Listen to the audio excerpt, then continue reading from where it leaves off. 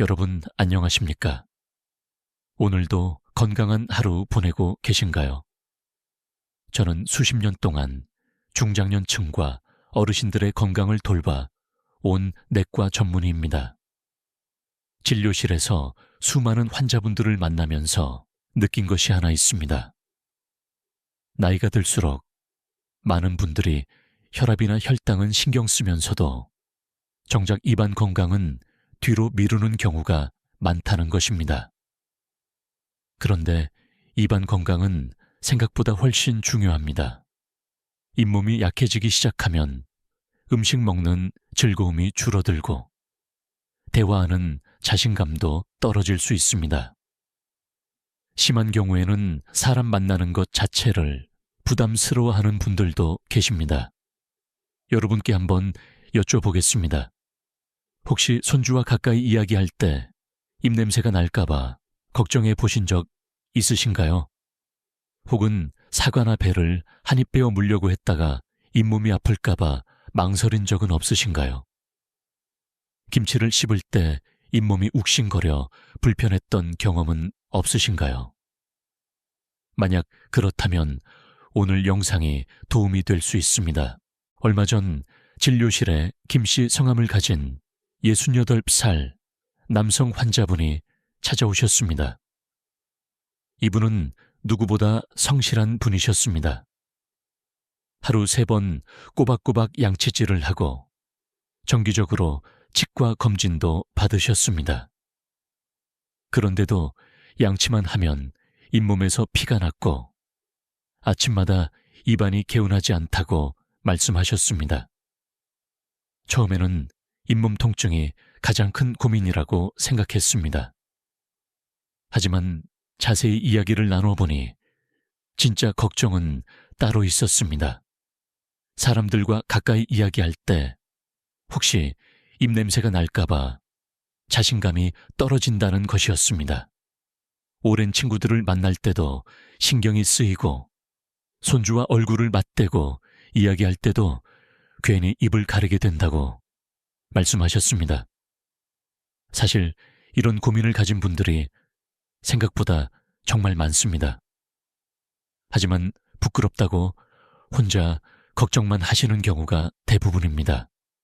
그래서 오늘은 나이가 들수록 왜 잇몸이 약해지고 입냄새가 생기기 쉬운지, 그리고 평소 생활 속에서 어떤 점을 관리해야 하는지 차근차근 말씀드리려고 합니다.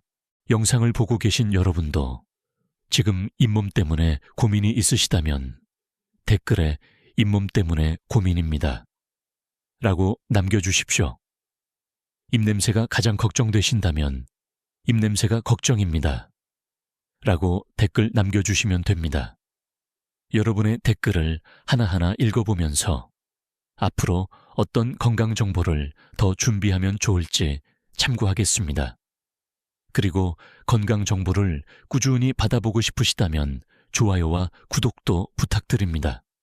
주변에 잇몸 문제나 입냄새 때문에 고민하는 가족이나 친구가 있다면 이 영상도 함께 공유해 주십시오.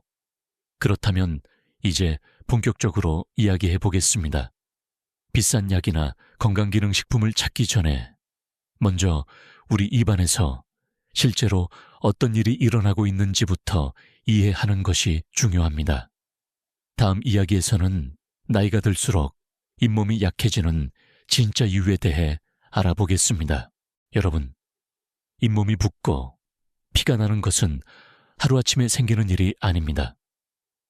많은 분들이 어느 날 갑자기 잇몸이 아파졌다고 생각하시지만 실제로는 그렇지 않습니다.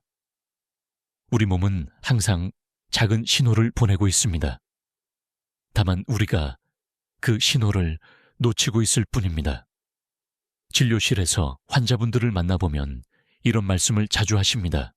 의사 선생님, 저는 어제까지 괜찮았는데 갑자기 잇몸이 부었어요. 그런데 자세히 이야기를 들어보면 이미 몇 달 전부터 양치할 때 피가 조금씩 났고 찬물을 마실 때 시린 증상도 있었고 입냄새도 조금씩 심해지고 있었던 경우가 많습니다. 잇몸은 이유 없이 붓지 않습니다. 잇몸은 이유 없이 피를 흘리지도 않습니다. 우리 몸 어느 부위든 염증이 생기면 반드시 원인이 있습니다. 잇몸도 마찬가지입니다. 나이가 들수록 잇몸 건강이 나빠지기 쉬운 이유도 분명합니다. 가장 먼저 나타나는 변화는 혈액순환입니다.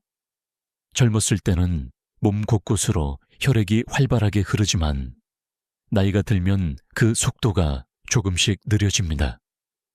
잇몸 역시 예외가 아닙니다.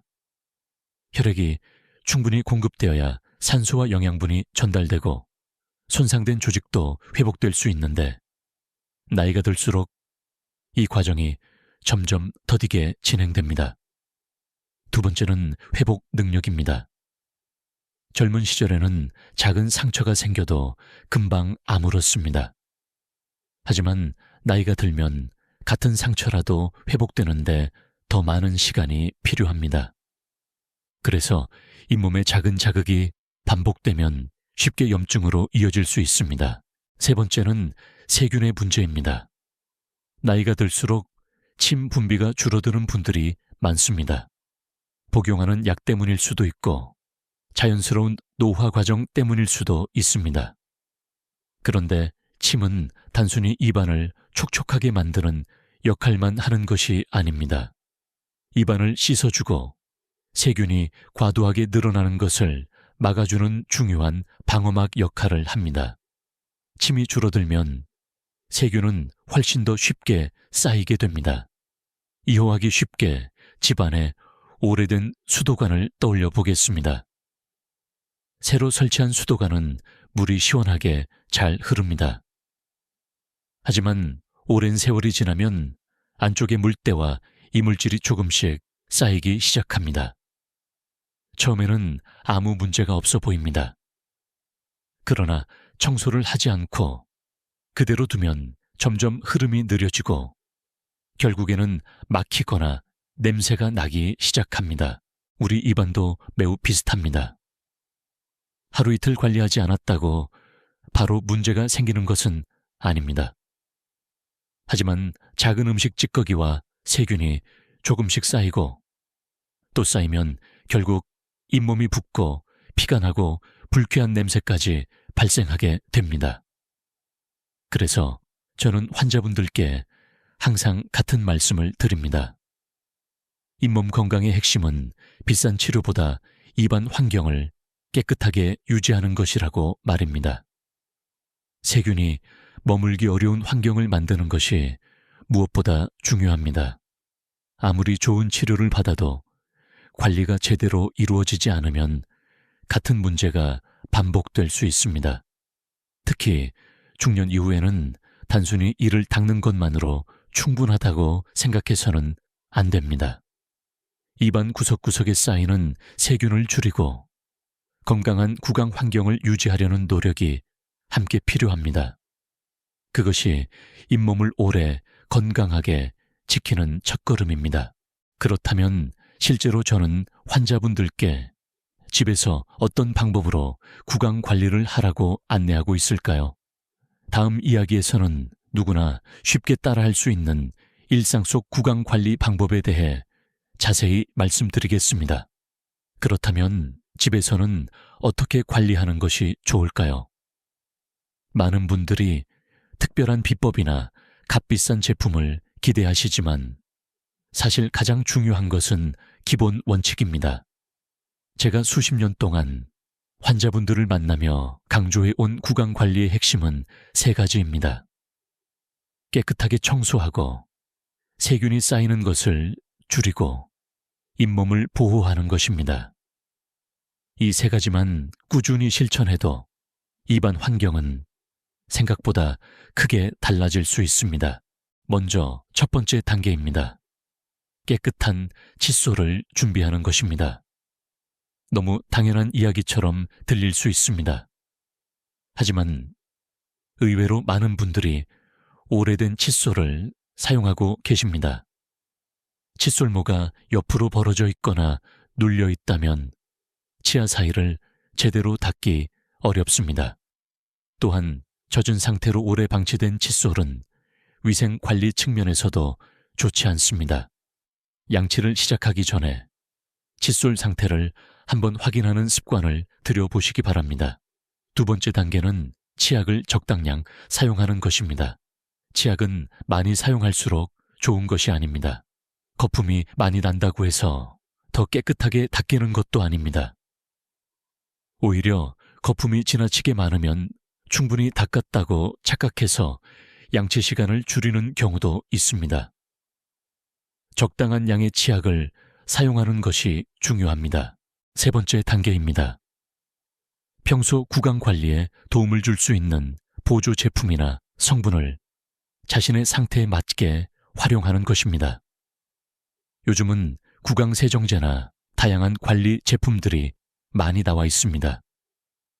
중요한 것은 남들이 좋다고 해서 무조건 따라하는 것이 아니라 자신의 구강 상태에 맞는 방법을 선택하는 것입니다. 잇몸이 민감한 분이라면 자극이 적은 제품을 선택하는 것이 좋고, 입안이 자주 건조한 분이라면 보습에 도움이 되는 관리 방법을 함께 고려하는 것이 좋습니다.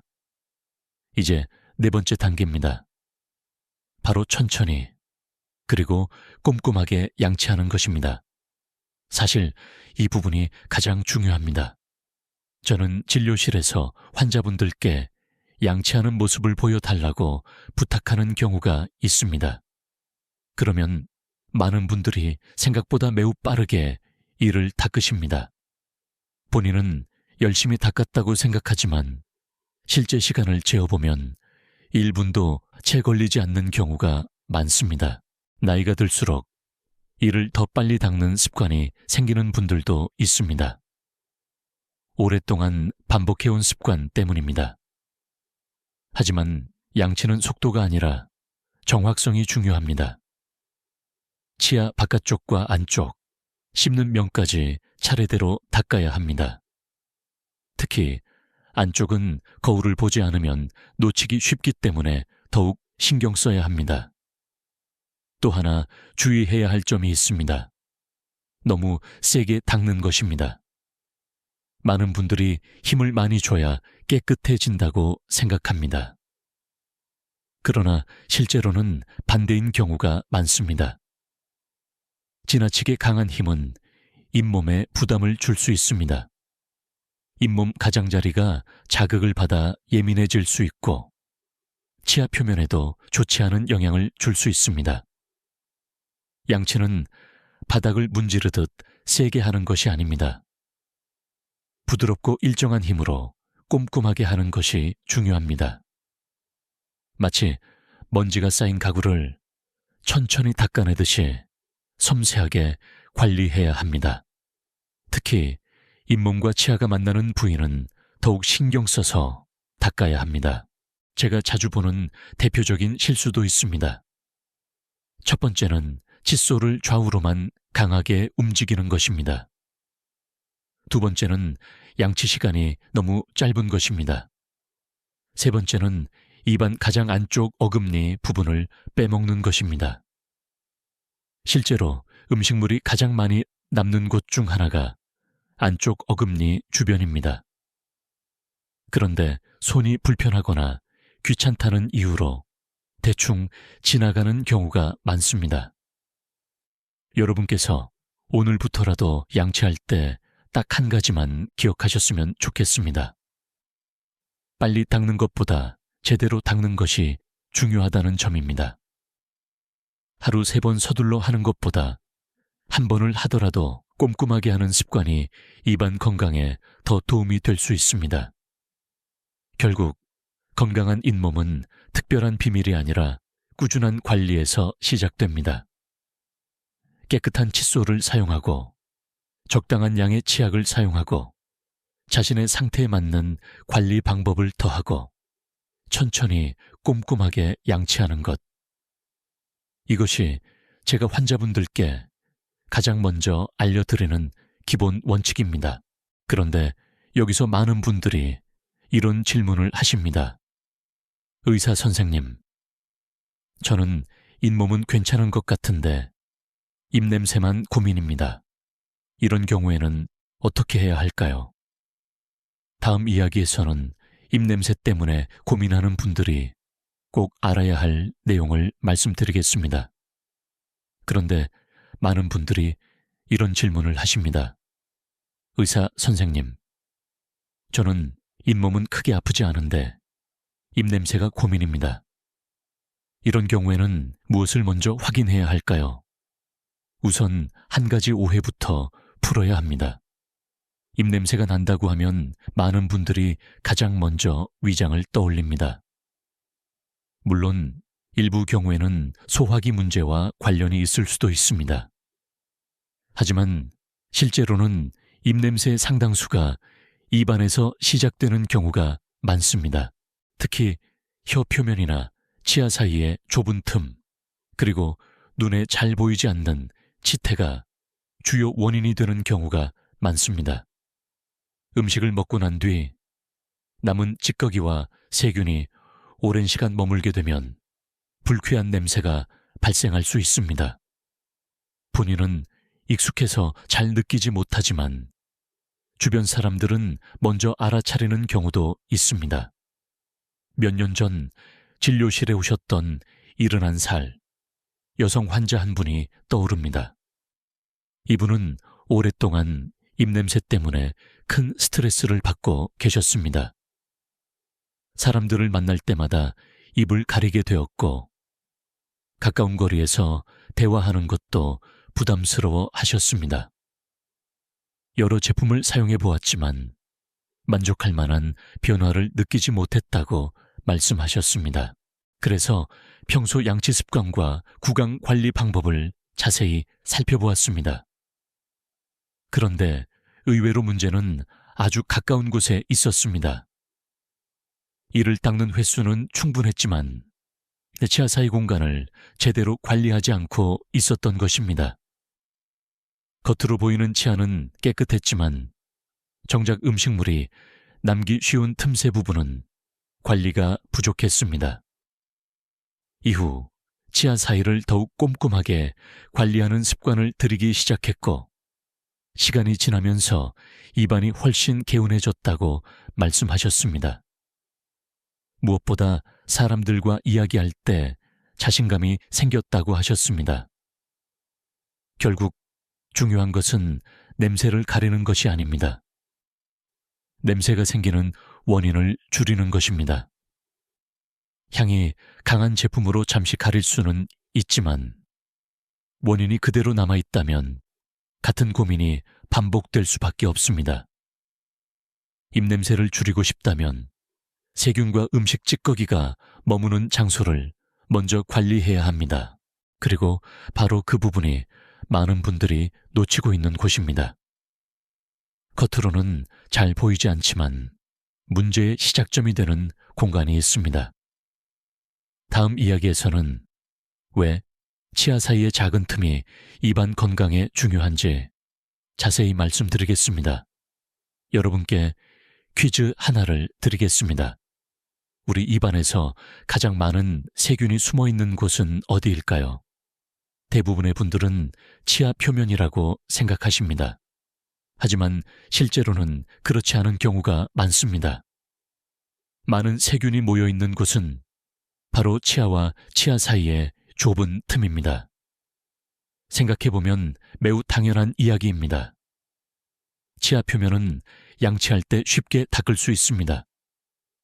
하지만 치아 사이 공간은 눈으로도 잘 보이지 않고 칫솔모도 충분히 들어가기 어렵습니다.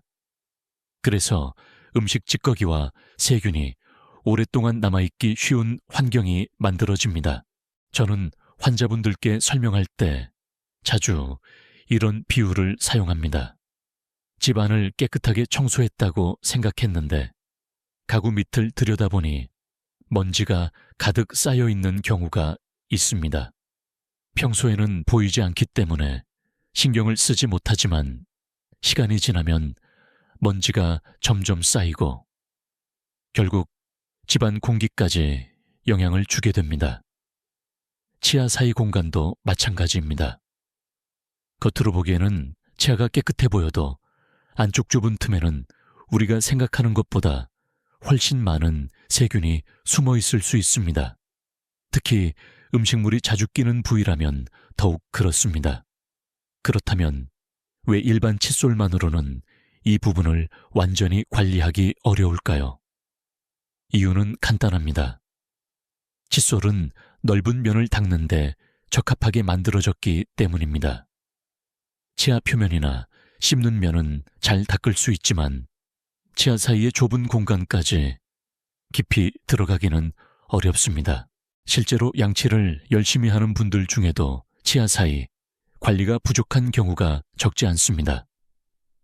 본인은 매일 꼼꼼하게 닦는다고 생각하지만 정작 세균이 가장 많이 쌓이는 곳은 그대로 남아있는 것입니다. 특히 나이가 들수록 이 문제가 더 중요해집니다. 시간이 지나면서 잇몸이 조금씩 내려가는 경우가 많고 치아 사이 공간도 젊었을 때보다 넓어질 수 있습니다.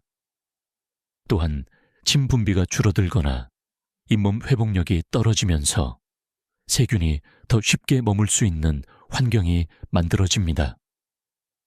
그래서 저는 중년 이후의 환자분들께 치아 사이 관리의 중요성을 자주 설명합니다. 치아를 오래 사용하고 싶다면 겉면만 관리해서는 부족합니다. 보이지 않는 틈새까지 신경 써야 합니다. 이때 도움이 될 수 있는 것이 치간 칫솔입니다. 치간 칫솔은 치아 사이 공간을 청소하기 위해 만들어진 도구입니다. 처음 사용하는 분들은 낯설게 느낄 수 있지만 익숙해지면 생각보다 간단합니다. 중요한 것은 자신에게 맞는 크기를 선택하는 것입니다. 너무 작은 제품은 충분한 청소가 어렵고 너무 큰 제품은 잇몸에 불필요한 자극을 줄 수 있습니다. 처음 사용할 때는 무리하게 큰 크기를 선택하기보다 편안하게 들어가는 크기부터 시작하는 것이 좋습니다. 사용할 때도 힘을 주어 밀어 넣을 필요는 없습니다. 부드럽게 치아 사이에 넣고 천천히 움직이면 됩니다. 급하게 하거나 강한 힘을 사용하면 잇몸이 놀라서 통증을 느낄 수 있습니다. 여기서 많은 분들이 하는 실수가 있습니다. 첫 번째는 너무 큰 치간 칫솔을 사용하는 것입니다. 크면 더 깨끗하게 닦일 것이라고 생각하지만 실제로는 잇몸을 자극할 수 있습니다. 두 번째는 지나치게 강한 힘을 사용하는 것입니다. 청소는 힘으로 하는 것이 아니라 정확한 방법으로 하는 것입니다. 부드럽게 여러 번 움직이는 것이 훨씬 도움이 됩니다. 세 번째는 사용 초기에 약간의 출혈이 보이면 바로 포기하는 것입니다. 오랫동안 관리가 부족했던 부위는 처음 청소할 때 민감하게 반응할 수 있습니다. 물론 심한 출혈은 주의해야 하지만 가벼운 자극만으로 포기하는 경우도 적지 않습니다. 다만 반드시 기억해야 할 점이 있습니다. 통증이 심하거나 잇몸이 크게 붓는 경우 또는 출혈이 오랫동안 계속되는 경우에는 스스로 판단하지 말고 치과 진료를 받아야 합니다. 전문적인 검사가 필요한 상황일 수 있기 때문입니다. 입안 건강은 보이는 곳만 관리한다고 지켜지는 것이 아닙니다. 오히려 가장 작은 공간이 가장 큰 차이를 만들 수 있습니다. 치아 사이의 좁은 틈을 꾸준히 관리하는 습관은 잇몸 건강과 입안 청결을 유지하는 데 중요한 도움이 될 수 있습니다. 그런데 흥미로운 사실이 하나 더 있습니다. 치아 사이까지 꼼꼼하게 관리하고 있는데도 기대한 만큼 변화가 느껴지지 않는 분들이 계십니다. 이유는 의외로 다른 곳에 있습니다. 사실 많은 분들이 올바르게 관리하면서도 또 하나의 실수를 반복하고 있기 때문입니다. 다음 이야기에서는 바로 그 부분에 대해 말씀드리겠습니다. 그런데 여기서 많은 분들이 놓치는 부분이 하나 있습니다. 치아 사이까지 꼼꼼하게 관리하기 시작하면 오히려 더 열심히 해야겠다는 생각이 드는 경우가 많습니다. 특히 잇몸이 붓거나 피가 났던 경험이 있는 분들은 걱정이 커지기 때문에 하루에도 여러 번 입안을 확인하고 계속 양치를 하려고 합니다. 사실 이런 마음은 충분히 이해할 수 있습니다. 몸이 불편하면 누구나 빨리 좋아지고 싶어집니다. 그래서 잇몸이 아프면 더 자주 닦아야 한다고 생각하고 입안이 찝찝하면 계속 양치를 해야 한다고 생각하기 쉽습니다. 하지만 건강관리에는 중요한 원칙이 있습니다. 많이 하는 것이 항상 좋은 것은 아니라는 점입니다. 우리 잇몸도 피부와 비슷합니다. 피부에 작은 자극이 생겼을 때 계속 만지고 문지르면 회복이 늦어질 수 있습니다. 잇몸도 마찬가지입니다. 적절한 관리가 필요하지만 지나친 자극은 오히려 부담이 될 수 있습니다. 특히 하루 종일 강한 힘으로 반복해서 양치하거나 치간 칫솔을 너무 자주 사용하는 경우에는 잇몸이 민감해질 수 있습니다. 본인은 열심히 관리한다고 생각하지만 실제로는 회복할 시간을 주지 못하는 상황이 될 수도 있습니다. 그래서 저는 환자분들께 항상 꾸준함을 강조합니다. 하루 이틀 열심히 하는 것보다 오랫동안 규칙적으로 관리하는 것이 훨씬 중요합니다. 건강은 단기간의 노력으로 만들어지는 것이 아니라 생활 습관의 결과이기 때문입니다. 양치도 마찬가지입니다. 하루에 몇 번 했는지를 따지는 것보다 얼마나 꼼꼼하게 했는지가 더 중요합니다. 급하게 여러 번 하는 것보다 한 번을 하더라도 천천히 구석구석 관리하는 것이 도움이 됩니다. 특히 제가 중요하게 생각하는 시간은 바로 잠들기 전입니다. 왜 하필 밤일까요? 이유는 생각보다 간단합니다. 우리가 잠을 자는 동안에는 침 분비가 줄어들게 됩니다.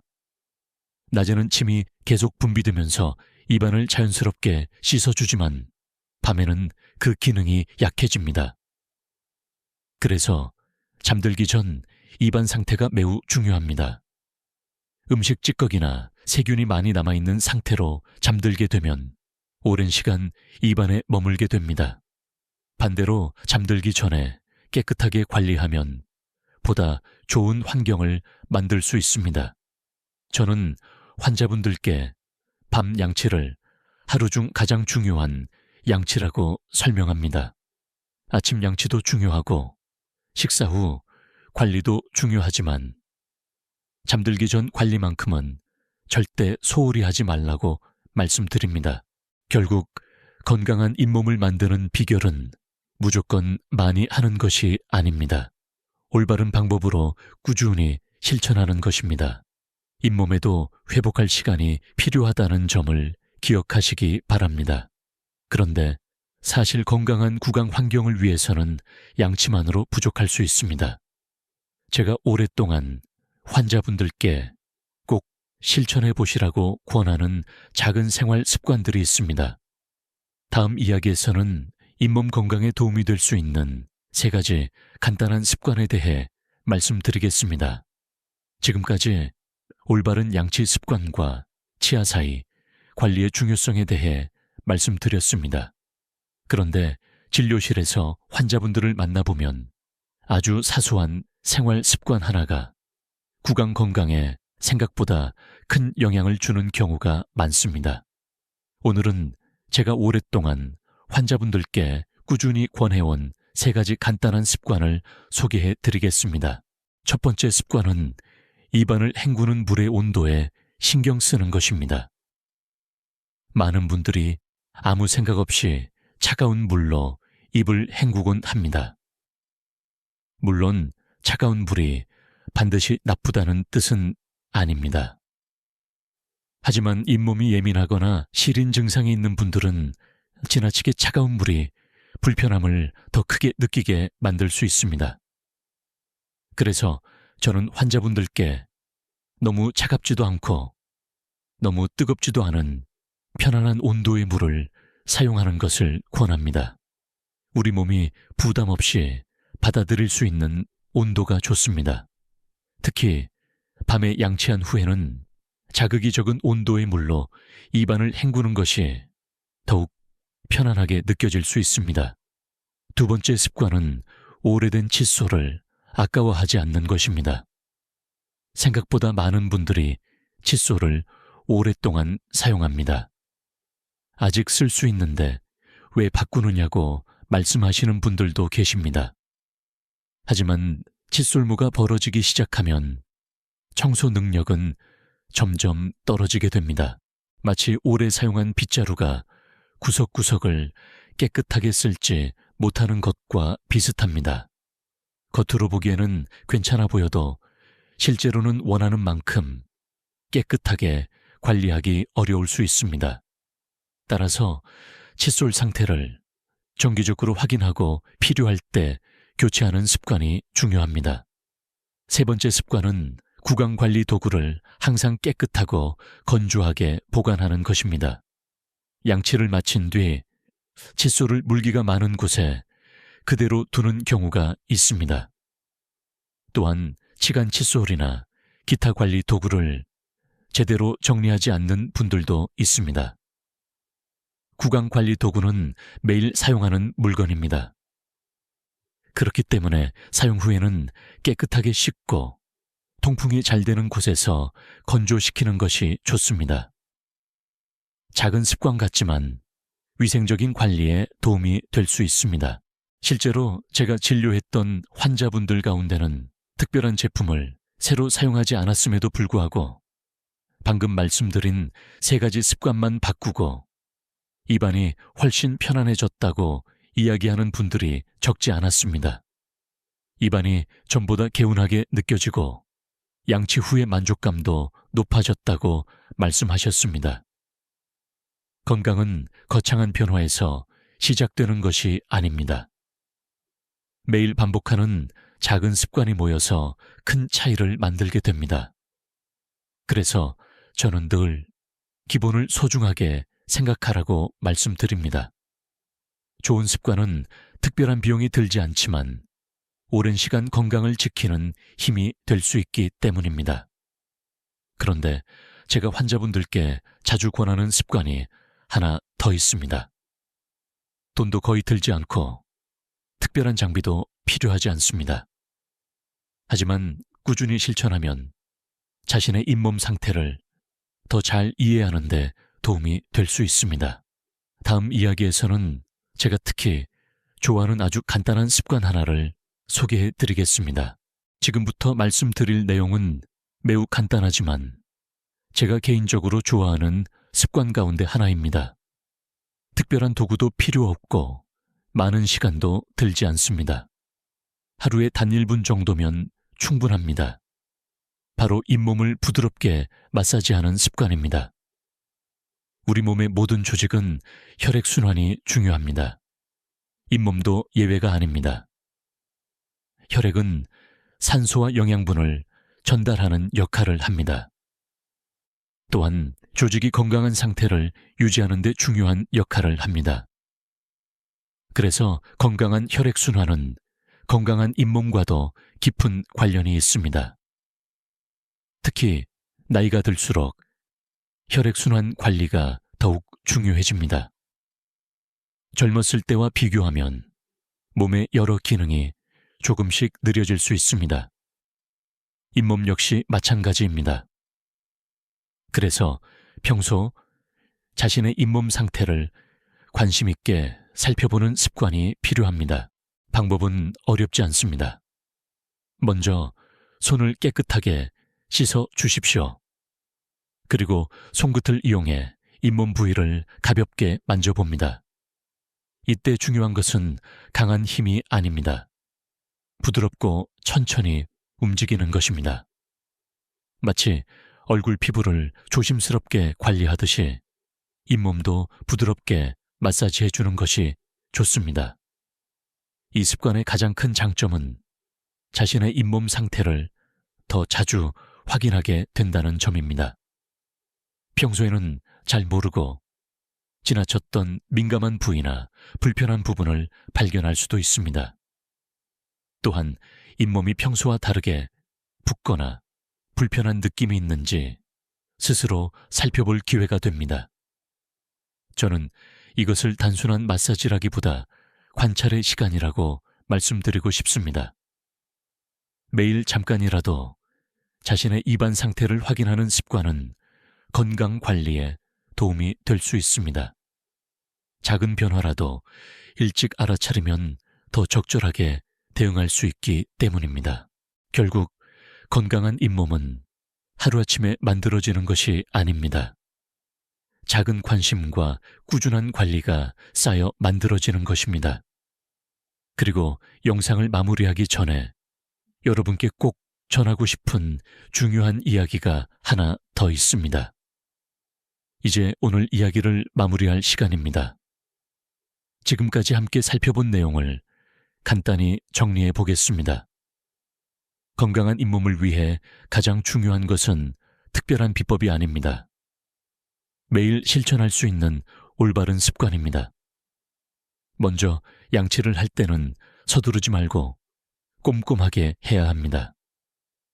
눈에 보이는 부분만 닦는 것이 아니라 치아와 잇몸이 만나는 부위까지 세심하게 관리하는 것이 중요합니다. 또한 치아 표면만 깨끗하게 하는 것으로 충분하지 않습니다. 치아 사이의 좁은 공간도 꾸준히 관리해야 합니다. 그리고 무엇보다 중요한 것은 꾸준함입니다. 하루 이틀 열심히 관리하는 것보다 오랫동안 규칙적으로 실천하는 것이 훨씬 더 큰 차이를 만듭니다.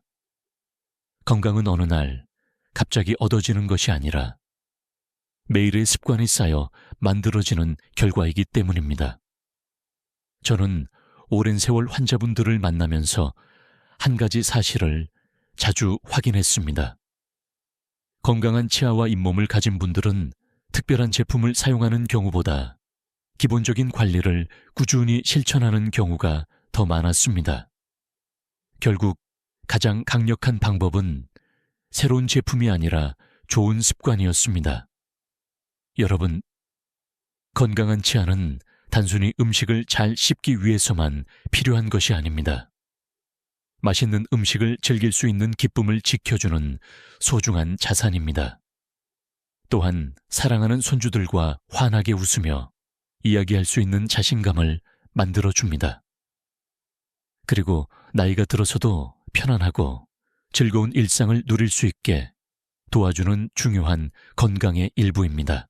오늘 영상을 통해 작은 도움이라도 얻으셨다면 지금 댓글로 오늘부터 시작하겠습니다 라고 남겨주십시오. 또는 잇몸 건강 지키겠습니다 라고 남겨주셔도 좋습니다. 여러분의 다짐이 다른 시청자분들에게도 좋은 동기부여가 될 수 있습니다. 영상이 유익하셨다면 좋아요와 구독도 부탁드립니다. 알림 설정을 해두시면 앞으로도 건강한 노후를 위한 다양한 정보를 가장 먼저 받아보실 수 있습니다. 또한 잇몸 건강이나 입냄새 때문에 고민하는 부모님이나 형제자매, 친구분들에게도 이 영상을 공유해 주시면 감사하겠습니다. 오늘도 끝까지 함께해 주셔서 진심으로 감사드립니다. 여러분의 건강한 미소와 편안한 노후를 항상 응원하겠습니다. 다음 영상에서도 더욱 유익한 건강 이야기로 찾아뵙겠습니다. 감사합니다.